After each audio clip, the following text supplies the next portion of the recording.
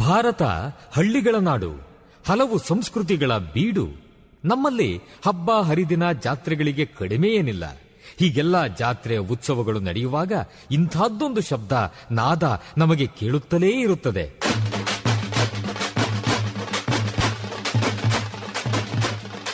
ಒಮ್ಮೊಮ್ಮೆ ಹೊಸ ಉತ್ಸಾಹ ಬಡಿದೆಬ್ಬಿಸುವ ನಾದ ವೈಭವ. ಇದು ತಮಟೆಯ ಸದ್ದು, ಡೊಳ್ಳಿನ ಸದ್ದು. ಇವು ಮೇಳೈಸಿದಾಗ ಒಮ್ಮೆಲೆ ಒಗ್ಗೂಡುತ್ತವೆ ನಮ್ಮ ಮೈಮನಗಳು. ಇದು ಗ್ರಾಮೀಣ ಸಂಸ್ಕೃತಿ. ಇಲ್ಲಿ ಇಲ್ಲ ಯಾವುದೇ ಇತಿಮಿತಿ. ಕಾಲುಗಳು ಕುಣಿಯುತ್ತವೆ, ಹೃದಯ ಸಂಭ್ರಮಿಸುತ್ತದೆ. ಕರ್ನಾಟಕದ ವೈಶಿಷ್ಟ್ಯ ನಿಮ್ಮ ಸಮುದಾಯ ರೇಡಿಯೋನಲ್ಲಿ. Radio active 90.4 megahertz. ಕೇಳಿ ರೇಡಿಯೋ ಆಕ್ಟಿವ್, ಆಗಿ ಆಕ್ಟಿವ್. ಆಕ್ಟಿವ್ ಆಕ್ಟಿವ್ ಬಿತ್ತುವ ಅನುಭವ, ದೇವಿಗೆ ಅನುಭವ,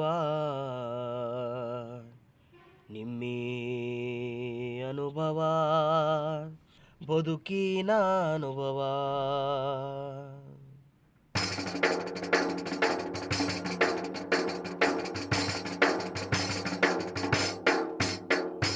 ಬಿತ್ತುವ ಅನುಭವ, ದೇವಿಗೆ ಅನುಭವ, ಅನುಭವ, ಬದುಕಿನ ಅನುಭವ.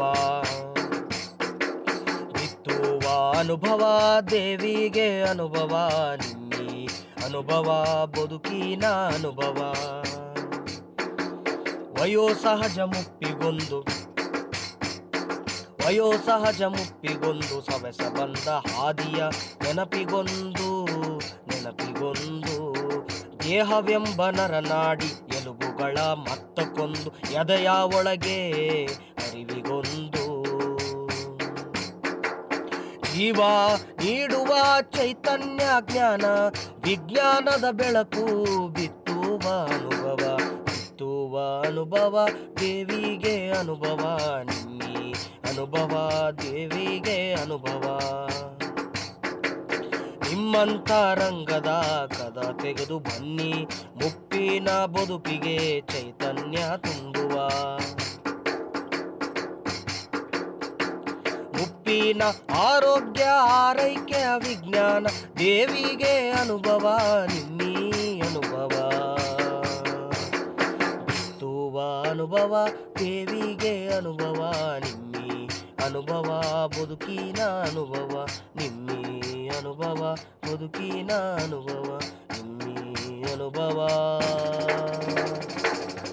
ಬದುಕಿನ ಅನುಭವ.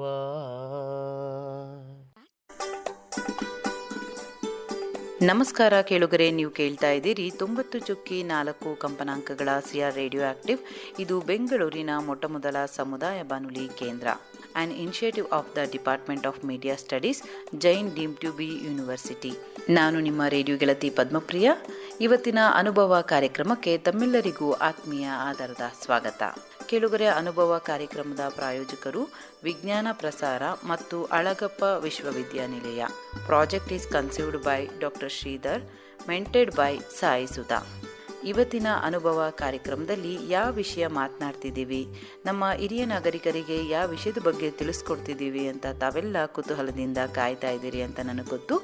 ಇವತ್ತು ನಮ್ಮ ಹಿರಿಯ ನಾಗರಿಕರಿಗೆ ಸಿಗ್ತಾ ಇದೆ ಮಾಹಿತಿ ಕ್ಯಾನ್ಸರ್ ಕಾಯಿಲೆಯ ಬಗ್ಗೆ. ಹೌದು, ಇವತ್ತು ಕ್ಯಾನ್ಸರ್ ಕಾಯಿಲೆಯ ಬಗ್ಗೆ ತಿಳಿದುಕೊಳ್ಳೋದು ಎಷ್ಟು ಸರ್ವೇ ಸಾಮಾನ್ಯವಾಗಿದೆ ಅಲ್ವಾ ಕೇಳುಗರೆ? ಬನ್ನಿ ಹಾಗಾದರೆ ಇವತ್ತು ಕ್ಯಾನ್ಸರ್ ಕಾಯಿಲೆ ಬರುವಂತಹ ಗುಣಲಕ್ಷಣಗಳು ಮತ್ತು ಕ್ಯಾನ್ಸರ್ ಕಾಯಿಲೆಗೆ ಇರುವಂತಹ ಚಿಕಿತ್ಸೆಯ ಬಗ್ಗೆ ಮಾತನಾಡ್ತಿದ್ದಾರೆ. ನಮ್ಮ ಜೊತೆ ಇದ್ದಾರೆ ಡಾಕ್ಟರ್ ರಾಜಶೇಖರ್ ಅಲ್ಕೂಡ್ ಅವರು. ಇವರು ಕಿಡ್ವೈ ಮೆಮೋರಿಯಲ್ ಇನ್ಸ್ಟಿಟ್ಯೂಟ್ ಆಫ್ ಆನ್ಕಾಲಜಿ ಇಲ್ಲಿ ಮೆಡಿಕಲ್ ಸೂಪರ್ಡೆಂಟ್ ಆಗಿದ್ದಾರೆ ಮತ್ತು ಪ್ರೊಫೆಸರ್ ಆಗಿದ್ದಾರೆ ಮತ್ತು HOD ಆಗಿ ಕಾರ್ಯನಿರ್ವಹಿಸ್ತಿದ್ದಾರೆ ನಮ್ಮ ಬೆಂಗಳೂರಲ್ಲಿ. ಬನ್ನಿ ಅವ್ರನ್ನ ನಾವು ಕಾರ್ಯಕ್ರಮಕ್ಕೆ ಸ್ವಾಗತಿಸ್ತಾ ಇವತ್ತು ನಮ್ಮ ಹಿರಿಯ ನಾಗರಿಕರಿಗೆ ಕ್ಯಾನ್ಸರ್ ಕಾಯಿಲೆಯ ಬಗ್ಗೆ ಏನೆಲ್ಲ ಮಾಹಿತಿನ ಕೊಡ್ತಾ ಇದ್ದಾರೆ ಹಾಗೂ ನಮ್ಮ ಹಿರಿಯ ನಾಗರಿಕರಿಗೆ ಯಾವೆಲ್ಲ ಪ್ರಶ್ನೆಗಳಿದೆ ಕ್ಯಾನ್ಸರ್ ಬಗ್ಗೆ ಅನ್ನೋದನ್ನು ಕೇಳಿ ಬರೋಣ. ಮೊದಲನೆಯದಾಗಿ ನಾನು ಡಾಕ್ಟರ್ ರಾಜಶೇಖರ್ ಅವ್ರನ್ನ ನಾನು ಕಾರ್ಯಕ್ರಮಕ್ಕೆ ಸ್ವಾಗತಿಸ್ತಾ ಇದ್ದೀನಿ. ನಮಸ್ಕಾರ ಸರ್. ಹೇಳಿ ಮೇಡಮ್. ಇವಾಗ ಲಿವರ್ ಕ್ಯಾನ್ಸರ್ ಅಂತ ಆಗುತ್ತಲ್ಲ ಸರ್, ಅದು ಬರೀ ಕುಡಿತದಿಂದಾನೇ ಬರುವಂತದ sir liver cancer? Liver cancer ಕುಡಿತದಿಂದ ಅಂತ ಹೇಳೋಕ್ಕಿಂತ ಮುಂಚೆ ಒಂದ್ ಹೇಳ್ತೀನಿ. ಲಿವರ್ ಅಲ್ಲಿ ಫಸ್ಟ್ ಏನಾಗುತ್ತೆ, ಕುಡಿತದಿಂದ ಅದು ಲಿವರ್ ಅಲ್ಲಿ ಒಂಥರ ಸಿರೋಸಿಸ್ ಅಂತ ಆಗುತ್ತೆ. ಸಿರೋಸಿಸ್, ಲಿವರ್ ಸಿರೋಸಿಸ್ ಅಂತಂದ್ರೆ ಅದು ಲಿವರ್ ಗಟ್ಟಿಯಾಗಿ ಫಂಕ್ಷನ್ಸ್ ಎಲ್ಲ ಕಮ್ಮಿ ಆಗುತ್ತೆ. ಆ ಸಿರೋಸಿಸ್ ಆದ್ಮೇಲೆ ಕೆಲವು ವರ್ಷಗಳಾದ್ಮೇಲೆ ಅದರಲ್ಲಿ ಕ್ಯಾನ್ಸರ್ ಆಗೋ ಸಂಭಾವನೆ ಉಂಟು, ಲಿವರ್ ಸಿರೋಸಿಸ್ ಅಲ್ಲಿ. ಇನ್ನೊಂದೇನಂದ್ರೆ ನಾವು ಹೆಪಟೈಟಿಸ್ ಬಿ ಅಂತ ಒಂದು ರಕ್ತದ ಇನ್ಫೆಕ್ಷನ್ ಇದೆ. ಆ ಹೆಪಟೈಟಿಸ್ ಬಿ ಅಂತಂದ್ರೆ ಅದರದ್ದು ಯೂಶಲಿ ಏನಾಗುತ್ತೆ, ವ್ಯಾಕ್ಸಿನೇಷನ್ ಮಾಡ್ಕೊಂಡವ್ರಿಗೆ ಕಡಿಮೆ ಚಾನ್ಸ್ ಇರುತ್ತೆ. ಈ ಹೆಪಟೈಟಿಸ್ ಬಿ ಇರೋರಿಗೆ ಅದು ಲಿವರ್ ಅಲ್ಲಿ ವೈರಸ್ ಇಂದ ಕ್ಯಾನ್ಸರ್ ಬರೋ ಸಾಧ್ಯತೆ ಜಾಸ್ತಿ ಇರುತ್ತೆ. ಇದು ಏನಾದ್ರು ಹೆಪಟೈಟಿಸ್ ಬಿ ಅಂದ್ರೆ ಯೂಶಲಿ ಇನ್ಫೆಕ್ಷನ್ ಆಗೋದು ಜಾಸ್ತಿ ಮೆಡಿಕಲ್ ಫೀಲ್ಡ್ ಅಲ್ಲಿ ವರ್ಕ್ ಮಾಡ್ತಾರಲ್ಲ ಅವ್ರಿಗೆ ಜಾಸ್ತಿ ಬರೋದು, ಅಥವಾ ಬ್ಲಡ್ ಟ್ರಾನ್ಸ್ಫ್ಯೂಷನ್ ಯಾವ್ದೋ ಇದಕ್ಕೆ ಪೇಷಂಟ್ಗೆ ನಾವು ಇನ್ಫೆಕ್ಟ್ ಆಗಿರೋದು ಕೊಟ್ರೆ ಆ ತರ ಹೆಪಟೈಟಿಸ್ ಬಿ ಬರುತ್ತೆ. ಸೊ ಕುಡಿತದಿಂದ ಬರೋದು ಫಸ್ಟ್ ಸಿರೋಸಿಸ್, ಕ್ಯಾನ್ಸರ್ ಬರೋದು ಸ್ವಲ್ಪ ಲೇಟ್ ಆಗುತ್ತೆ. ಸಿರೋಸಿಸ್ ಆಗಿ ಎಷ್ಟೋ ವರ್ಷ ಆದ್ಮೇಲೆ ಲಿವರ್ ಅಲ್ಲಿ ಕ್ಯಾನ್ಸರ್ ಆಗ್ಬೋದು. ಸರ್ ಹಾಗೆ ಇನ್ನೊಂದು ಪ್ರಶ್ನೆ ಸರ್, ಇವಾಗ ಒಬ್ಬ ವ್ಯಕ್ತಿನ ನೋಡಿದ ತಕ್ಷಣ ಇವನ್ಗೆ ಕ್ಯಾನ್ಸರ್ ಇದೆ ಅಂತ ನಾವು ಗುರುತಿಸಬಹುದಾ, ಅಥವಾ ಟೆಸ್ಟ್ ಮಾಡಿನೇ ಕ್ಯಾನ್ಸರ್ ಇದೆ ಅಂತ ಗುರುತಿಸೋದಕ್ಕೆ ಸಾಧ್ಯ ಆಗುತ್ತೆ ಸರ್? ಇದು ಬಹಳ ವಿಸ್ತಾರವಾದ ಕ್ವಶನ್. ಯಾಕಂದ್ರೆ ಏನಾಗುತ್ತೆ, ಈಗ ಯಾರೋ ಈಗ ನಾವು ಎಷ್ಟೊಂದು ಪೇಷಂಟ್ ಜೊತೆ ಪೇಷಂಟ್ ಅಟೆಂಡರ್ ಬಂದಿರ್ತಾರೆ. ಸೊ ಅವರಲ್ಲಿ ಕ್ಯಾನ್ಸರ್ ಇದೆ ಅಂತ ಕಂಡುಹಿಡಿಯೋದು ಸ್ವಲ್ಪ ಕಷ್ಟ. ಏನಾದ್ರೂ ಈಗ ನಮ್ಗೆ ಯಾವ ತರ ಹೇಳ್ಬೋದು ಅಂದ್ರೆ, ಕತ್ತಲ್ಲಿ ಅಥವಾ ಮುಖ ಒಂದು ಕಾಣಿಸುತ್ತೆ ನಾವು ನೋಡುವಾಗ, ಬೇರೆ ಅಂಗಾಂಗಗಳು ಕಾಣಲ್ಲ. ಕೈ ನೋಡ್ಬೋದು, ಪಾದಗಳು ನೋಡ್ಬೋದು. ಅದ್ರಲ್ಲಿ ಏನಾದ್ರೂ ಒಂಚೂರು ಬದಲಾವಣೆ ಆಯ್ತು ಅಥವಾ ಏನಾದ್ರು ಗಡ್ಡೆಗಳು ಕಾಣಿಸಿದ್ರೆ ಆ ತರ ಇದ್ರೆ ನಾವು ಹೇಳ್ಬೋದು, ತೋರ್ಸ್ಕೊಪ್ಪ ಇದ್ಯಾಕೋ ಚೆನ್ನಾಗ್ ಕಾಣ್ತಾ ಇಲ್ಲ ಅಂತ ಹೇಳ್ಬೋದು. ಬಟ್ ಅನ್ಲೆಸ್ ಪೇಷಂಟ್ ಬಂದು ತಪಾಸಣೆ ಮಾಡಿಸ್ಕೊಂಡ್ರೆ ನಾವೊಂದು ಅದಕ್ಕೊಂದು ಡಯಾಗ್ನೋಸ್ ಅಥವಾ ಅದಿಲ್ಲ ಅಥವಾ ಅದ ಅಂತ ಹೇಳೋದೊಂದು ಸಾಧ್ಯ ಆಗುತ್ತೆ. ಬಟ್ ಹಿಂಗ್ ಮುಖ ನೋಡಿ ಜಸ್ಟ್ ಓಡಾಡ್ಕೊಂಡು ಒಳಗಡೆ ಬಂದಿರೋರಿಗೆ ನೋಡಿ ಅವ್ರಿಗೆ ಕ್ಯಾನ್ಸರ್ ಇದೆ ಅಂತ ಹೇಳೋದು ಕಷ್ಟ. ಬಟ್ ಕೆಲವು ಜನರು ಏನಾಗುತ್ತೆಲ್ಲ, ದೈಹಿಕವಾಗಿ ತೂಕ ಕಮ್ಮಿ ಆಗಿರುತ್ತೆ, ಅಂತವ್ರಿಗೆಲ್ಲ ಹೇಳ್ಬೋದು.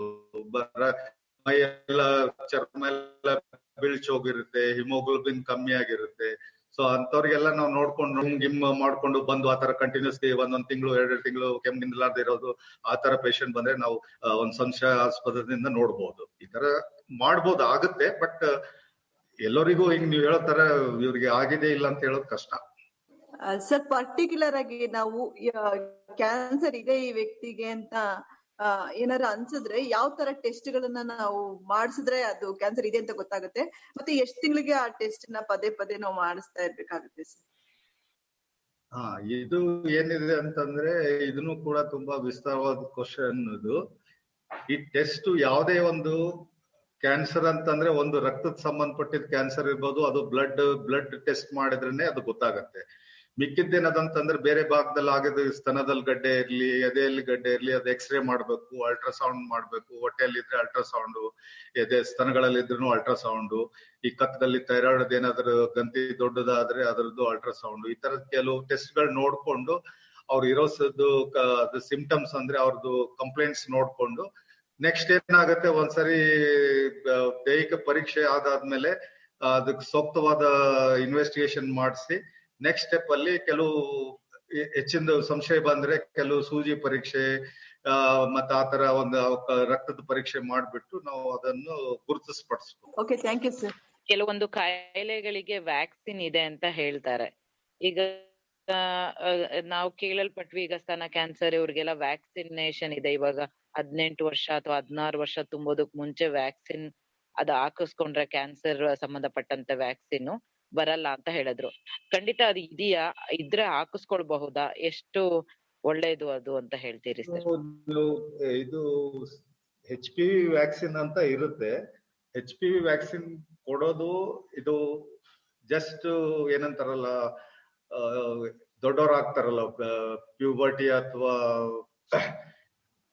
ಆ ಟೈಮ್ಗಿಂತ ಮುಂಚೆ ಅದು HPV ವ್ಯಾಕ್ಸಿನ್ ಕೊಟ್ರೆ ಗರ್ಭಕೋಶದ ಕ್ಯಾನ್ಸರ್ ಕಡಿಮೆ ಆಗುವ ಚಾನ್ಸಸ್ ಇದೆ. HPV ವ್ಯಾಕ್ಸಿನ್ ಸ್ತನಕ್ಕಲ್ಲ, ಗರ್ಭಕೋಶಕ್ಕೆ ಸಂಬಂಧಪಟ್ಟಿದೆ. ಅದು ಸ್ವಲ್ಪ ವೆಸ್ಟರ್ನ್ ಕಂಟ್ರೀಸ್ ಅಲ್ಲಿ ಮಾಡ್ತಾ ಇದ್ದಾರೆ, ಬಟ್ ಇಂಡಿಯಾದಲ್ಲಿ ಮಾಡೋದು ಸ್ವಲ್ಪ ಕಷ್ಟ. ಯಾಕಂದ್ರೆ ಸ್ವಲ್ಪ ಅದು ಕಾಸ್ಟ್ಲಿ ಆಗುತ್ತೆ. ಆಮೇಲೆ ಅವ್ರ ಲೈಫ್ ಸ್ಟೈಲ್ ಬೇರೆ, ನಮ್ ಲೈಫ್ ಸ್ಟೈಲ್ ಬೇರೆ. ಸೊ ಈ ತರ ಆಗಿ ಅದು HPV ವ್ಯಾಕ್ಸಿನ್ ಅಂತ ಸಿಕ್ಕುತ್ತೆ, ಅದು ಗರ್ಭಕೋಶ ಕ್ಯಾನ್ಸರ್ಗೋಸ್ಕರ ಇದೆ. ಅದು ಹಾಕಿಸ್ಕೊಳೋದು ಎಷ್ಟು ಸೇಫಾ ಹೇಗೆ ಸರ್? ಏನ್ ಸರ್ ವ್ಯಾಕ್ಸಿನ್ ಸೇಫ್ ಇದೆ, ಅದು ಸುಮಾರು ವರ್ಷ ತಗೊಳ್ತಾರೆ ಹೊರಗಡೆ ಎಲ್ಲ, US ಅದು ಆ ಕಡೆ ಎಲ್ಲ ಕೊಡ್ತಾರೆ. ವ್ಯಾಕ್ಸಿನ್ ಏನ್ ತೊಂದ್ರೆ ಇಲ್ಲ, ಬಟ್ ಅದು ಸೇಫ್ ಇರುತ್ತೆ, ವ್ಯಾಕ್ಸಿನ್ ಏನ್ ತೊಂದ್ರೆ ಇಲ್ಲ. HPV ವ್ಯಾಕ್ಸಿನ್ ಅಂತ ಬರುತ್ತೆ ಸರ್. ಇಲ್ಲೂ ನಾನು ಬೆಂಗಳೂರಲ್ಲಿ ಕೆಲವೊಂದು ಹಾಸ್ಪಿಟ್ಲ್ಗಳಲ್ಲಿ ಅದನ್ನ ತಗೊಳ್ಳಿ ಅಂತ ಹೇಳೋದು ಕೇಳಿದೀನಿ. ಅದಕ್ಕೆ ಅದು ಎಷ್ಟು ಸೇಫ್ ಅಂತ ಅನ್ಸುತ್ತೆ? ಯಾವ ಜನರು ಹೋಗಿ ಕೇಳ್ತಾರಂತಂದ್ರೆ ಕೆಲವರೆಲ್ಲರೂ ಈಗೆಲ್ಲ ಗೂಗಲ್ ಮಾಡಿ ಓದೋದು ಅದೆಲ್ಲಾನು ಸ್ವಲ್ಪ ಅಭ್ಯಾಸ ಇರುತ್ತಲ್ಲ, ಅಂತವ್ರು ಅದು ಸ್ವಲ್ಪ ಅವ್ರ ತಿಳುವಳಿಕೆ ಒಂದಾದ್ಮೇಲೆ ಅವ್ರ ಡಾಕ್ಟರ್ ಹತ್ರ ಹೋಗಿ ಈ ತರ ಬೇಕು ಅಂತ ಅನ್ನೋದು ಸಂದರ್ಭಗಳು ಬರುತ್ತೆ. ಇಲ್ಲಾಂದ್ರೆ ಡಾಕ್ಟರ್ ಹತ್ರ ಕೌನ್ಸಿಲ್ಗೆ ಹೋದ್ರೆ ಅಥವಾ ನೀವು ಬೇರೆ ಪೇಷಂಟ್ ಕರ್ಕೊಂಡು ಹೋದ್ರೆ ಆ ಟೈಮಲ್ಲಿ ನೀವು ಪ್ರಶ್ನೆ ಕೇಳಿದ್ರೆ ಅವರು ನಿಮ್ಗೆ ಅಡ್ವೈಸ್ ಮಾಡ್ಬೋದು, ಇಂಥ ಏಜ್ ಅಲ್ಲಿ ಇದ್ರೆ ನಿಮ್ ಮಕ್ಳಿಗೆ ಕೊಡಿಸಿ ಅದು ಇದು ಅಂತ ಹೇಳ್ಬೋದು. ಅದು ಯೂಶಲಿ ಏನಾಗುತ್ತೆ ಅಂತಂದ್ರೆ ಪ್ಯೂಬರ್ಟಿ ಏಜ್ ಅಲ್ಲಿ ಕೊಟ್ರೆ ಒಳ್ಳೇದದು. ಅದಾದ್ಮೇಲೆ ಅಷ್ಟು ಎಫೆಕ್ಟಿವ್ ಇರುತ್ತೆ ಎಲ್ಲ ಗೊತ್ತಿಲ್ಲ. ಜಸ್ಟ್ ದೊಡ್ಡವರಾದ ತಕ್ಷಣನೇ ಯೂಶಲಿ ಕೊಡೋದು. ಸರ್ ನಂದೊಂದು ಪ್ರಶ್ನೆ, ಕೊನೆ ಪ್ರಶ್ನೆ. ಸಾರಿ ಸರ್, ನಾನು ಯಾಕೆಂದ್ರೆ ಕ್ಯಾನ್ಸರ್ ಇರೋರ್ನ ನಾನು ನೋಡ್ಕೊಂಡಿದ್ದೆ, ಹಾಗಾಗಿ ನಾನು ನಿಮ್ನ ಕೇಳ್ತಾ ಇದ್ದೀನಿ. ಏನಂತಂದ್ರೆ ಇವಾಗ ಡಾಕ್ಟರ್ ಹೇಳ್ತಾರೆ ಅವ್ರದ್ದು 4th ಸ್ಟೇಜ್ ಇದೆ, ಸ್ವಲ್ಪ ಅವ್ರಿಗೆ ಟ್ರೀಟ್ಮೆಂಟ್ ಕೊಡೋದು ತುಂಬಾ ಕ್ರಿಟಿಕಲ್ ಆಗತ್ತೆ, ಅವರು ಉಳಿಯೋ ಸಾಧ್ಯತೆಗಳು ತುಂಬಾ ಕಡಿಮೆ ಪ್ರಮಾಣದಲ್ಲಿ ಇರುತ್ತೆ ಅಂತ ಹೇಳ್ತಾರೆ. ಆ ಸಂದರ್ಭದಲ್ಲಿ ಅವರು ಒಂಥರ ತುಂಬಾ ಈ ಕಡೆ ಅವ್ರನ್ನ ನಾವು ಕಳ್ಕೊಳಕ್ಕೂ ಆಗಲ್ಲ, ಈ ಕಡೆ ಉಳಿಸ್ಕೊಳಕ್ಕೂ ಆಗಲ್ಲ, ಒಂದ್ ರೀತಿ ಅತಂತ್ರ ಸ್ಥಿತಿನಲ್ಲಿ ನಾವಿರ್ತೀವಿ. ಆ ಸಂದರ್ಭದಲ್ಲಿ ಅವ್ರನ್ನ ಹೇಗೆ ಮನೆಯಲ್ಲಿ ಅವ್ರಿಗೂ ಸಹ ಸಮಾಧಾನ ಆಗ್ಬೇಕು, ಹೇಗೆ ನಾವು ನೋಡ್ಕೋಬಹುದು ಸರ್? ಈ ತರ ಅಂದ್ರೆ ಇದು ಟರ್ಮಿನಲಿ ಇಲ್ ಡಿಸೀಸ್ ಅಂತ ಕರೀತಾರೆ. ಅಂದ್ರೇನು, ಡಾಕ್ಟರ್ಸ್ ಯೂಶಲಿ ಎಲ್ಲ ಟ್ರೀಟ್ಮೆಂಟ್ ಮುಗ್ದಾದ್ಮೇಲೆ ದೇಹದಲ್ಲಿ ಸುಮಾರು ಕಡೆ ಅದು ಅರ್ಬುದ ಅಥವಾ ಕ್ಯಾನ್ಸರ್ ರೋಗ ಸ್ಪ್ರೆಡ್ ಆದ್ಮೇಲೆ ಅದಾದ್ಮೇಲೆ ಯಾವ್ದು ಔಷಧಗಳಿಗೆ ಕೆಲಸ ಮಾಡಲ್ಲ. ಸೊ ಅವಾಗ ಏನಾಗುತ್ತೆ ಅಂತಂದ್ರೆ ಅವಾಗ ಒಂಥರ ಏನಾದ್ರು ತುಂಬಾ ಎಲ್ಲ ಮನೆಯಲ್ಲಿನೂ ಎಲ್ಲ ವ್ಯಕ್ತಿಗಳು ಇಂಪಾರ್ಟೆಂಟ್, ಅವ್ರು ಚಿಕ್ಕವರಾಗ್ಲಿ ದೊಡ್ಡವರಾಗ್ಲಿ ಹಿರಿಯರಾಗ್ಲಿ, ಜೀವನ ಏನಾಗ್ಲಿ, ಮನೇಲಿ ತಂದೆ ತಾಯಿ ಇರ್ಲಿ, ವಯಸ್ಸಾದ ಅಜ್ಜಗಳಿರ್ಲಿ, ಅವ್ರಿಗೆಲ್ಲರೂ ನಾವು ಇಷ್ಟಪಡ್ತೀವಿ. ಸೊ ಅದೇನಾಗುತ್ತೆ, ಫಸ್ಟ್ ನಾವು ಏನಂತಂದ್ರೆ ಅವ್ರಿಗೆ ಕರೆಕ್ಟ್ ಆಗಿ ಹೋಗಿ ತೋರಿಸಿ ನಮ್ದು ಕೈಲಾಗಿದ್ದ ಅವ್ರಿಗೆ ಎಲ್ಲಾನು ಹೇಗೆ ನಮ್ಗ ತಾಯಿ ತಂದೆ ನಮ್ ಬೆಳೆಸಾದ್ಮೇಲೆ ಅವ್ರ ಮುಪ್ಪಿನ ವಯಸ್ಸಿನಲ್ಲಿ ನಾವು ಏನು ಅಂದ್ರೆ ವಯಸ್ಸಾದ ರೀತಿಯಲ್ಲಿ ನಾವು ನೋಡ್ಬೇಕು, ಅದು ಇಂಪಾರ್ಟೆಂಟ್, ಅದು ಫಸ್ಟ್. ಆಮೇಲೆ ಕ್ಯಾನ್ಸರ್ ಜಾಸ್ತಿ ಆಗಿದೆ ಅಂತಂದ್ರೆ ಅವಾಗ ಏನಾಗುತ್ತೆ ಅಂದ್ರೆ ನಾವು we have to move towards ಏನಂತಾರ ಅವರಿಗೆ ಅದು ನೋವು ಕಮ್ಮಿ ಮಾಡೋ ಪರಿಸ್ಥಿತಿಯಲ್ಲಿ, ಒಂದು ಒಳ್ಳೆ ನೋವು ನಿವಾರಣೆ ಮಾಡೋ ಪರಿಸ್ಥಿತಿಯಲ್ಲಿ ಅವ್ರಿಗೆ ನೋಡ್ಬೇಕು. ಅದಕ್ಕೆ ಒಂದು ಪ್ಯಾಲಿಯೇಟಿವ್ ಕೇರ್ ಅಂತ ಇರುತ್ತೆ. ಪ್ಯಾಲಿಯೇಟಿವ್ ಕೇರ್ ಸೆಂಟರ್ಸ್ ಇದಾರೆ, ಎಲ್ಲಿ ನಮ್ಮ ಮನೆಯಲ್ಲಿ ನಾವು ಜಾಸ್ತಿ ಜನ ಇರಲ್ಲ, ನೋಡ್ಕೊಳಕ್ ಆಗಲ್ಲ ಅಂತೆಲ್ಲ ಅಡ್ಮಿಟ್ ಮಾಡಿದ್ರು ಅವರು ನೋಡ್ತಾರೆ. ಅದಕ್ಕೆ ಔಷಧೋಪಚಾರ ಮಾಡಿ ಅವರಿಗೆ ಒಂದು 100% ಪೇನ್ ಅಲ್ಲಿ ಒಂದು ಅಟ್ಲೀಸ್ಟ್ ಒಂದು 75-80% ಪೇನ್ ಕಮ್ಮಿ ಮಾಡೋ ಸ್ಥಿತಿಯಲ್ಲಿ ಅವ್ರು ಇರ್ತಾರೆ ಔಷಧಗಳಿಂದ.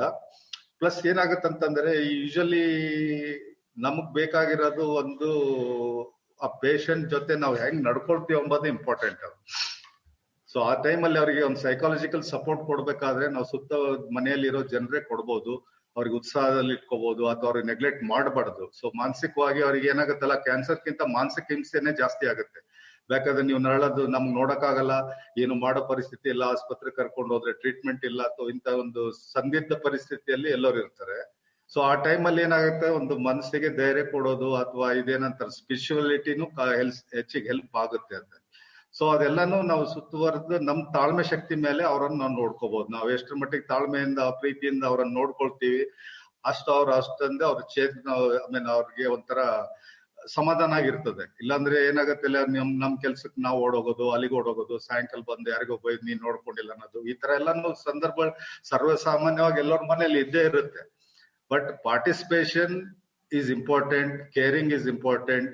ಅಂಡ್ ಆ ನೋವು ಸ್ಪಂದಿಸಿ ಒಂದು 10 ನಿಮಿಷ ಅವ್ರ ಜೊತೆಲಿ ಕೂತ್ಕೊಂಡು ಮಾತಾಡಿದ್ರೆ ಎಷ್ಟೋ ಧೈರ್ಯ ಬರುತ್ತೆ. ಸೊ ಔಷಧ ಒಂದ್ ಕಡೆ ಕೆಲಸ ಮಾಡಿದ್ರೆ ನಮ್ದು ಒಂದು ಅವ್ರ ಕೂಡ ಇರೋದು ಒಂದು ವೈಯಕ್ತಿಕ ಸಂಪರ್ಕ ಆಗ್ಲಿ, ಅಥವಾ ಅವ್ರ ಜೊತೆ ಕೂತ್ಕೊಂಡು ಮಾತುಕತೆ ಆಡೋದು, ಅಥವಾ ಅವ್ರಿಗೆ ಅದು ಕ್ಯಾನ್ಸರ್ ಆಗಿದೆ ಅಂತ ಮರೆಸೋದು, ಯಾವ್ದೋ ನೆನಪುಗಳು ತೆಗೆದು ಆ ತರ ಮಾಡೋದು ಒಂದು ಒಳ್ಳೆ ರೀತಿಯಿಂದ ನೋಡ್ಕೋಬಹುದು. ಸರ್ ನಂದು ಕ್ಯಾನ್ಸರ್ ವಂಶ ಪಾರಂಪರಿಕವಾಗಿ ಬರುತ್ತಾ ಸರ್? ಕೆಲವು ಕ್ಯಾನ್ಸರ್ಗಳು ಪಾರಂಪರಿಕವಾಗಿದೆ. ಎಸ್ಪೆಷಲಿ ಏನಿದೆ ಅಂದ್ರೆ ಸ್ತನದ ಕ್ಯಾನ್ಸರ್ ಒಂದು ಗುರುತಿಸಲಾಗುತ್ತದೆ, ಮತ್ತೆ ದೊಡ್ಡ ಕರಳದ ಒಂದು ಕ್ಯಾನ್ಸರ್ ಇದೆ, ಅದು ಪಾರಂಪರಿಕವಾಗಿ ಬರುತ್ತೆ. ಥೈರಾಯ್ಡ್ ಅಲ್ಲಿ ಒಂದು ಮೆಡುಲರಿ ಕ್ಯಾನ್ಸರ್ ಅಂತಿದೆ, ಇದು ಸ್ವಲ್ಪ 2-3 ಕ್ಯಾನ್ಸರ್ ಅಲ್ಲಿ ಜೀನ್ಸ್ ಚೇಂಜಸ್ ಇದ್ದು ಅವರಿಗೆ ಅರ್ಲಿ ಟ್ರೀಟ್ಮೆಂಟ್ ಮಾಡೋಕೆ ಒಂದು ಇದು ಇದೆ, ಆಸ್ಪದ ಇದೆ. ಈ ಮನೆಯಲ್ಲಿ ಅದು ವಂಶ ಪಾರಂಪರಿಕವಾಗಿ ಬರೋ ಕ್ಯಾನ್ಸರ್ಗಳಿಗೆ ಕೆಲವು ಜೆನೆಟಿಕ್ ಟೆಸ್ಟಿಂಗ್ ಮಾಡ್ತಾರೆ, ಅವ್ರ ಅಕ್ಕ ತಂಗಿಯರಿಗೆ ಅಥವಾ ಇದು ಅವ್ರ ಮಕ್ಕಳಿಗೆ ಈ ತರ ಎಲ್ಲ ಟೆಸ್ಟಿಂಗ್ ಮಾಡಿಕೊಂಡು ಇವ್ರಿಗೆ ಬರೋ ಸಂದರ್ಭ ಇದೆ ಇಲ್ಲ ಅಂತ ತಿಳ್ಕೊಂಡು ಅದಕ್ಕೆ ಆಗೋಕ್ಕಿಂತ ಮುಂಚೆನೆ ಕೆಲವು ಟ್ರೀಟ್ಮೆಂಟ್ ಇನಿಶಿಯೇಟ್ ಮಾಡ್ಕೋಬಹುದು. ಸರ್ ನಂದೊಂದು ಪ್ರಶ್ನೆ ಸರ್. ಕೇಳಿ ಸರ್, HIV ಪಾಸಿಟಿವ್ ಇರೋರ್ಗೆ ಈಗ ಕ್ಯಾನ್ಸರ್ ಬಂದಿದೆ ಅಂತ ಗೊತ್ತಾಗೋದೇ ಇಲ್ಲ. 4th ಸ್ಟೇಜ್ ಆದ್ಮೇಲೆ ಅವ್ರಿಗೆ ಗೊತ್ತಾಗುತ್ತೆ. ಯಾಕೆ ಸರ್ ಅದು ಆತರ? ಬೋನ್ ಕ್ಯಾನ್ಸರ್ ಬೇರೆದಲ್ಲ, ಬೋನ್ ಕ್ಯಾನ್ಸರ್ ವಿಚಾರದಲ್ಲಿ ಒಂದು 5-6 ಕೇಸನ್ನ ನಾನು ಆತರ ನೋಡಿದೀನಿ ಸರ್. ತುಂಬಾ ಅವ್ರೊಟ್ಟಿಗೆ ಕೆಲಸ ಮಾಡೋದ್ರಿಂದ ನಾನು ಆ ಅನುಭವನ ನಿಮ್ ಜೊತೆ ಶೇರ್ ಮಾಡ್ಕೊಳ್ತಾ ಇದ್ದೀನಿ.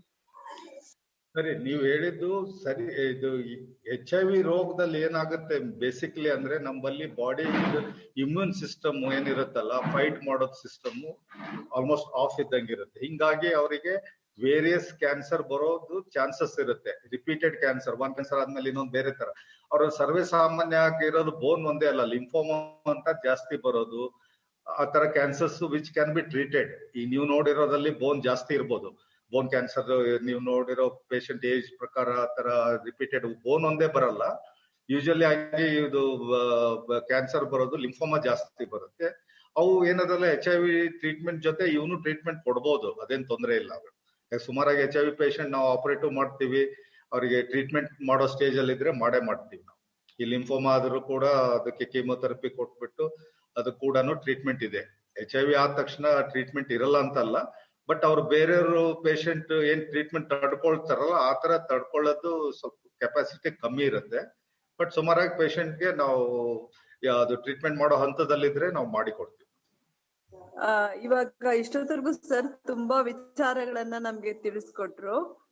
ಅದ್ರಲ್ಲಿ ನಾನು ಏನ್ ಕೇಳ್ಕೊಳ್ತೀನಿ ಅಂತಂದ್ರೆ, ಈಗ ಫಾರ್ ಎಕ್ಸಾಂಪಲ್ ಅದನ್ನ ಬರ್ದಲೆ ರೀತಿನಲ್ಲಿ ಹೇಗೆ ನಾವು ಮುನ್ನೆಚ್ಚರಿಕೆ ಕ್ರಮ ತೆಗೆದುಕೊಳ್ಬಹುದು ಅಥವಾ ತಡೆಗಟ್ಬಹುದು, ಮತ್ತೆ ಅದರ ಒಂದು ಲಕ್ಷಣಗಳು ಏನೇನಿರುತ್ತೆ ಅನ್ನೋದ್ರ ಬಗ್ಗೆ ತಿಳಿಸ್ಕೊಟ್ರೆ ಚೆನ್ನಾಗಿರುತ್ತೆ. ಲಕ್ಷಣಗಳ ಬಗ್ಗೆ ನಾನು ಮುಂಚೆನೆ ಹೇಳಿದ್ದೀನಿ ಸುಮಾರಾಗಿ. ಅದು ಅರ್ಲಿ ಸೈನ್ಸ್ ಅಂತ ನಾನೇನ್ ಹೇಳ್ದಲ್ಲ, ನಿಂದಲಾರ್ದ ಕೆಮ್ಮು, ರಕ್ತಸ್ರಾವ, ಮೈ ಮೇಲೆ ಗಡ್ಡೆಗಳು ದೊಡ್ಡಾಗೋದು, ಈ ತರ ಎಲ್ಲ ಹೇಳಿದೀನಿ. ಕ್ಯಾನ್ಸರ್ ಏನಂದಾಗ ಬರ್ಲೇಬಾರ್ದು ಅಂತ ಆ ತರ ಅಲ್ಲ. ದೇಹ ಆದ್ಮೇಲೆ ಒಂದಿಲ್ಲ ಒಂದ್ ರೋಗ ಬಂದೇ ಬರುತ್ತೆ, ಒಂದಿಲ್ಲದೆ ಒಂದ್ ಪ್ರಾಬ್ಲಮ್ ಬರುತ್ತೆ.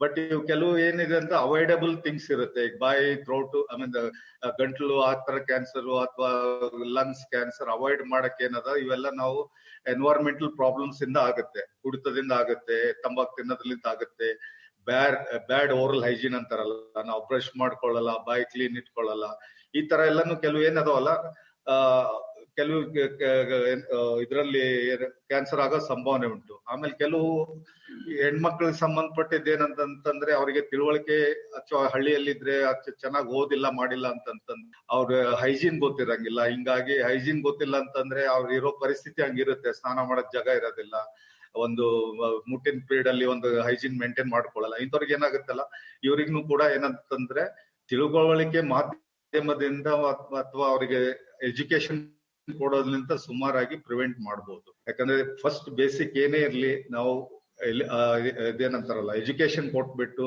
ಹೆಲ್ತ್ ಬಗ್ಗೆ ನಾವು ಹೇಳ್ತಾ ಹೋದ್ರೆ ಸುಮಾರಾಗಿ ನಾವು ಸೊಸೈಟಿಯಲ್ಲಿ we can prevent so many disease, not only cancer. ಸುಮಾರಾಗಿ ನೀವು ಇವನ್ ಹೇಳ್ತೀಯಲ್ಲ, BP, ಹೈಪರ್ ಟೆನ್ಷನ್, ಡಯಾಬಿಟಿಸ್ ಎಲ್ಲಾನು ನಾವು ಎಲ್ಲ ಸುಮಾರಾಗಿ ನಮ್ ಕೈಯಲ್ಲೇ ಇರುತ್ತೆ. ಅಲ್ಟಿಮೇಟ್ಲಿ ಏನಿದೆ ಅಂದ್ರೆ ಒಂದು ವಂಶ ಪಾರಂಪರಿಕವಾಗಿ ಬ್ಲೇಮ್ ಮಾಡ್ತೀವಿ, ಇಲ್ಲ ಅಂತಂದ್ರೆ ನಮ್ ಹ್ಯಾಬಿಟ್ಸ್ ಗೆ ಬ್ಲೇಮ್ ಮಾಡ್ತೀವಿ. ಸೊ ನಾವು ಬದುಕಿರುವವರೆಗೆ ನಾವು ಎಲ್ಲದಕ್ಕೂ ಆ ಟೈಮಲ್ಲೂ ಕ್ಯಾನ್ಸರ್ಗೆ ಆಗೋ ಸಂಭಾವನೆ ಉಂಟು. ಬಟ್ ಅದಕ್ಕೆ ಅರ್ಲಿ ಗೊತ್ತು ಮಾಡ್ಕೋಬೇಕಾದ್ರೆ ನಾವು ಸ್ವಲ್ಪ ಮುನ್ನೆಚ್ಚರಿಕೆ ವಹಿಸೋದು ಅಂತಂದ್ರೆ, ಅದೇ ಹೇಳ್ದಲ್ಲ, ಒಳ್ಳೆ ಜೀವನ ಶೈಲಿ, ಆಹಾರಗಳು ಇವೆಲ್ಲಾನು ನಮ್ಗೇನು ಇದಿರುತ್ತಲ್ಲ ಅದೆಲ್ಲಾನು ಕರೆಕ್ಟ್ ಆಗಿ ಮಾಡೋದು ಒಳ್ಳೇದು. ವ್ಯಾಯಾಮ ಮಾಡೋದು, ವಾಕಿಂಗ್, ಈ ತರ ಎಲ್ಲ ಇರುತ್ತೆ. ಅಂಡ್ ಇವು ಎಲ್ಲ ತಂಬಾಕು ಮತ್ತು ಆಲ್ಕೋಹಾಲ್ ಸೇವನೆ ದೂರ ಇರೋದು ಒಳ್ಳೇದು. ಇದೆಲ್ಲ ಬಿಟ್ಟು ಬಂದ್ರೆ ಇನ್ನೇನ್ ಮಾಡಕ್ಕಾಗಲ್ಲ. Thank you so much sir. ತುಂಬಾ ಒಳ್ಳೆ ವಿಚಾರಗಳನ್ನ ಇವತ್ತು ನಮ್ಗೆ ತಿಳಿಸ್ಕೊಟ್ಟಿದ್ದೀರಾ. Thank you so much. ನಾನ್ ಎಲ್ಲರಿಗೂ ಥ್ಯಾಂಕ್ಸ್ ಹೇಳ್ತೀನಿ. ನಂದು ಜೊತೆ ನೀವು ಸಂಪರ್ಕ ಮಾಡಿ ಏನಾದ್ರೂ ನಿಮ್ಗೆ ಸಮಾಧಾನವಾಗಿ ಉತ್ತರ ಕೊಟ್ರೆ ಅಷ್ಟೇ ಸಾಕು. ಕೇಳುಗರೆ ಕೇಳಿದ್ರಲ್ಲ, ಇಲ್ಲಿ ತನಕ ನಮ್ಮ ಜೊತೆ ಡಾಕ್ಟರ್ ರಾಜಶೇಖರ್ ಅವರಿದ್ರು. ಕ್ಯಾನ್ಸರ್ ಕಾಯಿಲೆಯ ಬಗ್ಗೆ ನಮ್ಮ ಹಿರಿಯ ನಾಗರಿಕರಿಗೆ ಪ್ರಶ್ನೆಗಳಿದ್ವು. ಆ ಎಲ್ಲ ಪ್ರಶ್ನೆಗಳಿಗೂ ನಮ್ಮ ಡಾಕ್ಟರ್ ರಾಜಶೇಖರ್ ಅವರು ಉತ್ತರನ ಕೊಟ್ಟಿದ್ದಾರೆ. ಇವತ್ತಿನ ಕಾರ್ಯಕ್ರಮನ ಇಲ್ಲಿಗೆ ಮುಕ್ತಾಯಗೊಳಿಸ್ತಾ ಇದ್ದೀನಿ. ಕಾರ್ಯಕ್ರಮ ಮುಗಿಸೋದಕ್ಕೂ ಮುಂಚೆ ನಮ್ಮ ಕಾರ್ಯಕ್ರಮದ ಬಗ್ಗೆ ನಿಮ್ಮ ಅನಿಸಿಕೆ ಅಭಿಪ್ರಾಯಗಳಿದ್ದಲ್ಲಿ ನಮಗೆ ತಿಳಿಸಬಹುದು. ನಮ್ಮ ಮೇಲ್ ID ಈ ರೀತಿ ಇದೆ: radioactive 90.4 msz@gmail.com. ಈ ಒಂದು ಮೇಲ್ ಐಡಿಗೆ ನಿಮ್ಮ ಅನಿಸಿಕೆ ಅಭಿಪ್ರಾಯಗಳನ್ನ ತಿಳಿಸಬಹುದು. ಹಾಗೆ ಕೇಳುಗರೆ, ಈ ಒಂದು ಕಾರ್ಯಕ್ರಮನ ರೇಡಿಯೋದಲ್ಲಿ ಕೇಳಲು ಮಿಸ್ ಆಗಿದ್ದಲ್ಲಿ ನೀವು ನಮ್ಮ ವೆಬ್ಸೈಟ್ ಆದ iRadio ಈ ಒಂದು ವೆಬ್ಸೈಟ್ಗೆ ಹೋಗಿ ನಮ್ಮ ಕಾರ್ಯಕ್ರಮಗಳನ್ನ ಕೇಳಬಹುದು ಅಂತ ಹೇಳ್ತಾ, ನಿರಂತರವಾಗಿ ಕೇಳಿ 90.4 ಕಂಪನಾಂಕಗಳ CR ರೇಡಿಯೋ ಆಕ್ಟಿವ್. ಇದು ಬೆಂಗಳೂರಿನ ಮೊಟ್ಟಮೊದಲ ಸಮುದಾಯ ಬಾನುಲಿ ಕೇಂದ್ರ. ನಾನು ನಿಮ್ಮ ರೇಡಿಯೋ ಗೆಳತಿ ಪದ್ಮಪ್ರಿಯ. ಮುಂದಿನ ಕಾರ್ಯಕ್ರಮದೊಂದಿಗೆ ನಿಮ್ಮ ಜೊತೆ ಇರ್ತೀನಿ ಅಂತ ಹೇಳ್ತಾ ಧನ್ಯವಾದಗಳು.